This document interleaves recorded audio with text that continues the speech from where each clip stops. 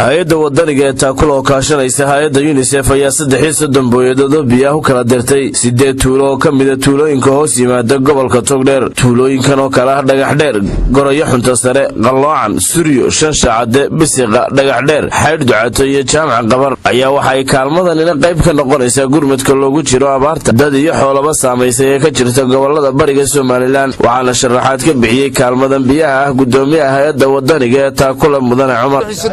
halka taagan aan u raro u dirno degmooyin tuulooyin 8 ah oo ay abaaruhu saameeyeen oo ka tirsan degmada Burco. mashruucan waxa maalgelinaya hay'adda UNICEF ee carruurta iyo haweenka, waxaana hirgelinaysa hay'adda taakula Somali Community. biyahani waxay hadda ka shaqaynanay oo hay'adda UNICEF aanu kala shaqaynay mashruuc biyo dhaamisa oo ka socda gobolka Togdheer qaybo kamida iyo Sanaag iyagana qaybo kamida waa ilaa 36 magaalo. Burco waxaanu kala shaqaynaynaa 8 magaalo tuulo iyo Oodweyne iyagana 8 oo kala ah.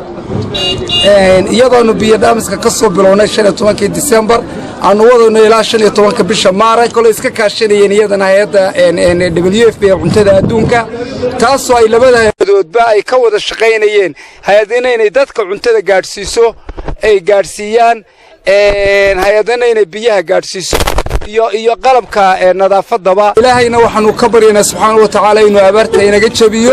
gudoomiyaha guddiga abaaraha gobolka Togdheer ahna barasaab ku-xigeenka gobolka Maxamed Deeri Xayd ayaa si weyn u soo dhaweeyay kaalmadan biyaha UNICEF oo bixisay inay 8 tuulo magaalada biyo dhaamin iyo 8 Oodweyne ay ku samayso. aad iyo aad baan u soo dhaweynaynaa. December 15keedii ay bilaabeen. maanta waxa baxaya 30 booyadood baa baxaya oo Burca Oodweyne way soo siiyeen 45 booyadood dambe u waartay 8 tuulo. waxaan markaa mahad u naqaynaa Cumar Jaamac oo taakula madax ka ah iyo hay'adda UNICEF madaxdeeda. waxaan halkan ka ballan qaadaynaa inaan si xushmad iyo maxaan ku dhahay dareen maxaan ku dhahay kulmad abaareed uu ku dheehan yahay inaan u qaadno xilkasnimo ah inaan u qaadno biyaha.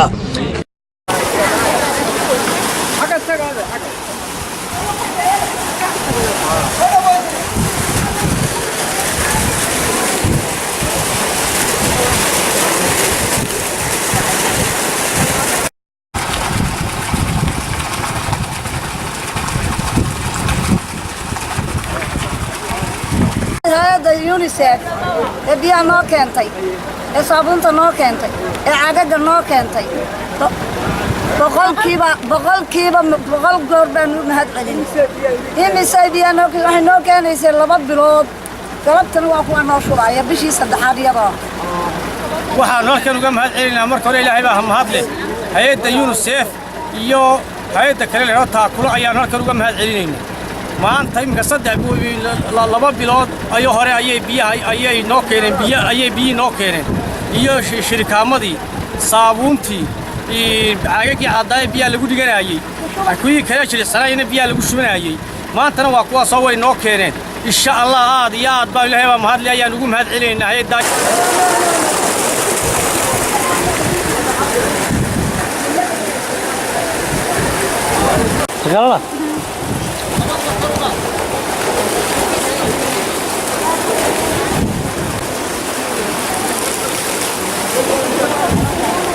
This is Suryo Village, water tracking funded by UNICEF.